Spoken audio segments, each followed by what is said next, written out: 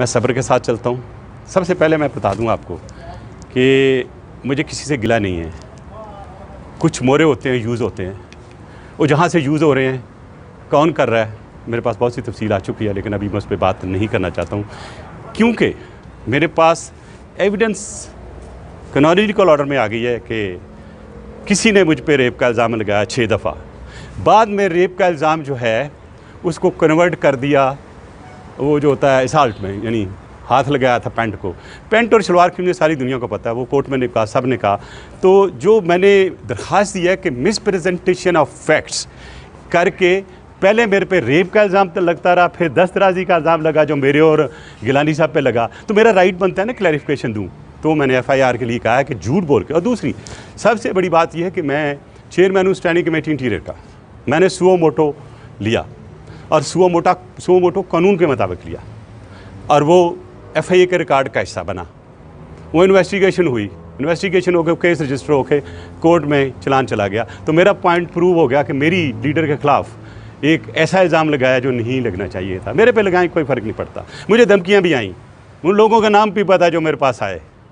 एक बात सुन ले मेरी, और मैंने प्रेशर को नहीं लिया। मुझे ये भी कहा कि आपके ख़िलाफ़ बहुत कुछ हो सकता है। मैंने कहा ये तो मोहतरमा के ख़िलाफ़ है ना, वो मैं नहीं कर रहा। अगर मेरे किसी वर्कर के ख़िलाफ़ भी होता मैं ये केस वापस ना लेता। मैंने विदन उसी दिन ही मेरा लगा इल्ज़ाम कि आरिफ ज़रूनी को मैंने इलीगल POC दिया, वो भी क्लियर हुआ वहाँ से नादरा से कि उन्होंने कोई अपना इन्फ्लुएंस इस्तेमाल नहीं किया है। उसके बाद मैं दूसरे या तीसरे दिन मैंने वो डेट लिखी है, मुझे मेरा सेक्रेटरी इन्फॉर्म करता है कि ये इल्ज़ाम लगा आपके। पहले दिन का इल्ज़ाम भी देख लें, दूसरे दिन के भी हम पढ़ लें, तीसरे दिन की 6 TV चैनल पे डिफरेंट इल्ज़ाम आते हैं। और आखिर में जब दरख्वास्त जाती है पाक सेक्रेटरी स्टेशन पे, वहाँ पे रेप का इल्ज़ाम नहीं होता। मेरी बात सुन लें, मैं पूरा रेप का इल्ज़ाम नहीं होता। तो जब उस पर रेप का इल्ज़ाम नहीं होता तो मेरे पे सिर्फ ये चालाकी से FIR मेरे और गिलानी साहब के ख़िलाफ़ कोशिश की गई कि हो जाए ताकि हमारी बदनामी हो। और कोई क्या चाहता था, कोई क्या करना चाहता था, उसका मुझे बड़ी अच्छी तरह पता चल चुका है। लिहाजा मैं बहुत सी चीज़ें अभी होल्ड कर रहा हूँ। हाँ, मैंने दरख्वास्त दी है, इसके मतलब आज एक प्रेस स्टेटमेंट आएगी और स्पोक्समैन उस पर बात करेगा। और अगर उन्होंने दरख्वास्त मेरी नहीं एंटरटेन की, अभी उन्होंने FIR दर्ज नहीं की, ना ही मैं को अपना इन्फ्लुएंस इस्तेमाल करना चाहता हूँ। कल को ये ना कोई कहे कि ही इज़ पार्लियामेंटेरियन सुपरविजन में रखते हैं और किसी को कहा नो।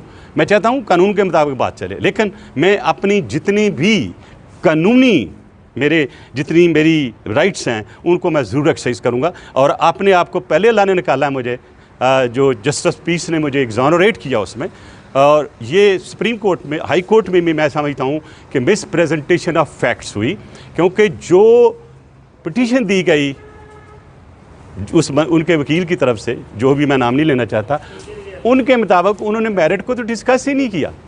मैं यहाँ आपके साथ मेरिट नहीं डिस्कस करता, लेकिन मैं बिल्कुल आज हाई कोर्ट में भी आया हूँ और मैं यही अपनी अपील लेके आया हूँ कि आई शुड बी हर्ड, क्योंकि उस दिन ये कोर्ट में लगा हुआ था 3 को जनाब जस्टिस अमर फरूक साहब के पास। अब मुझे नहीं पता कि यहाँ के क्या तरीकाकार था कि वो 3 से एडवांस हो गए, पहली को हो गया।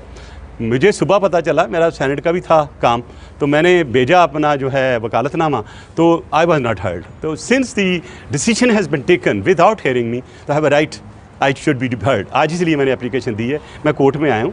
आई am grateful to the court कि मुझे उन्होंने डेट दे दी है मेरी पर्सनल हेयरिंग के लिए। इंशाल्लाह मैं सारी चीज़ें जो है, अगर मुझे इन कैमरा मिलेगी तो बहुत कुछ बताऊँगा, अगर ओपन मिले तो फिर ओपन वही बात की है जो मैं भी कर रहा हूँ।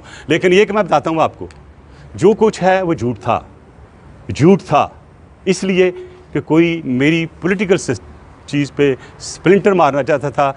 मुझे उन लोगों को नामों का भी पता है, मुझे लोगों को भी पता है जो करा, कौन लोग थे, कहाँ से इंजीनियर हुआ, किस गली में लोग बैठे, पैसे किसने दिए।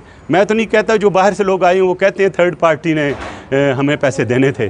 तो ये सारी चीज़ें रिकॉर्ड में हैं, तो उसी रिकॉर्ड को मैं पब्लिक के सामने रखता हूँ, फैसला करें। और बहुत सी चीज़ें हैं, फिर बात करेंगे इंशाल्लाह। और आपने आपको पहले अल्लाह ने निकाला है मुझे, जो जस्टिस पीस ने मुझे एग्जॉनरेट किया उसमें, और ये सुप्रीम कोर्ट में, हाई कोर्ट में भी मैं समझता हूँ कि मिस प्रेजेंटेशन ऑफ फैक्ट्स हुई, क्योंकि जो पिटीशन दी गई उनके वकील की तरफ से, जो भी मैं नाम नहीं लेना चाहता, उनके मुताबिक उन्होंने मेरिट को तो डिस्कस ही नहीं किया। मैं यहाँ आपके साथ मेरिट नहीं डिस्कस करता, लेकिन मैं बिल्कुल आज हाई कोर्ट में भी आया हूँ और मैं यही अपनी अपील लेके आया हूँ कि आई शुड बी हर्ड, क्योंकि उस दिन ये कोर्ट में लगा हुआ था 3 को जनाब जस्टिस अमर फरूक साहब के पास। अब मुझे नहीं पता कि यहाँ के क्या तरीकाकार था कि वो 3 से एडवांस हो के पहली को हो गया। मुझे सुबह पता चला, मेरा सेनेट का भी था काम, तो मैंने भेजा अपना जो है वकालतनामा, तो आई वॉज नॉट हर्ड। तो since the decision has been taken without hearing me, तो have a right I should be heard. आज इसलिए मैंने एप्लीकेशन दी है, मैं कोर्ट में आया हूँ। I am grateful to the court कि मुझे उन्होंने डेट दे दी है मेरी पर्सनल हेयरिंग के लिए। इंशाल्लाह मैं सारी चीज़ें जो है, अगर मुझे इन कैमरा मिलेगी तो बहुत कुछ बताऊँगा, अगर ओपन मिले तो फिर ओपन वही बात की है जो मैं भी कर रहा हूँ। लेकिन ये कि मैं बताता हूँ आपको, जो कुछ है वो झूठ था इसलिए कि कोई मेरी पॉलिटिकल चीज़ पे स्प्लिंटर मारना चाहता था।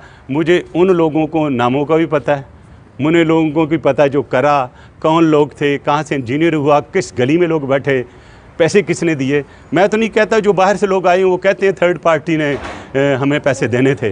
तो ये सारी चीज़ें रिकॉर्ड में हैं, तो उसी रिकॉर्ड को मैं पब्लिक के सामने रखता हूँ, फैसला करें। और बहुत सी चीज़ें हैं, फिर बात करेंगे इंशाल्लाह। बहन जो मोटरवे पे जा रही है, ये कहना कि वो उस मोटरवे पे ना जाती, ये ना कहती कि वो पेट्रोल डाल के जाती। मैंने सारे वो सोशल मीडिया की चीज़ें देखी हैं, प्लीज़ स्टॉप इट। मैं आ सकता हूँ सोशल मीडिया पे जो उन्होंने बातें की उस पर भी एक्शन लूँगा, इसलिए कि एक ही ऐसा वाक़या है जिसको स्पेयर नहीं करना चाहिए। और अगर आपको पता हो तो मैंने तो इसके लिए डेथ पेनल्टी के लिए कहा था। मतलब मैं थोड़ा सा हो सकता है कुछ पार्टी लाइन से भी थोड़ा सा डिफरेंट बात कर रहा हूँ, लेकिन जो आवाम की एक ख्वाहिश है मैं उसके बता रहा हूँ कि मेरे पास जो अपील्स आ रही हैं इस वक्त, जो मेरे पास रिक्वेस्ट आ रही है, वो ये कहते हैं कि इसमें आप डेथ पेनल्टी के लिए आगे जाएँ, ला बनाएँ, जो कि नेचुरली मैं कमेटी के सामने रखूँगा, अपनी पार्टी से भी बात करूँगा इस सिलसिले में कि ये आवाम की ख्वाहिश है। लेकिन मैं ये समझता हूँ कि CCPO को रिस्पॉन्सिबिलिटी के साथ बात करनी चाहिए थी, क्योंकि ये मैटर मेरे सामने पेश होगा। अगर मैं ज़्यादा किसी को बगैर देखे हुए, बगैर पढ़े हुए और बगैर उस बयान को देखे हुए अगर उनको बात करूँगा तो सब जुडिस होगी और ये लोग समझेंगे कि शायद चेयरमैन स्टैंडिंग कमेटी इंटीरियर को ऐसी बात करना चाहते हैं जो कानून के मुताबिक नहीं होनी चाहिए।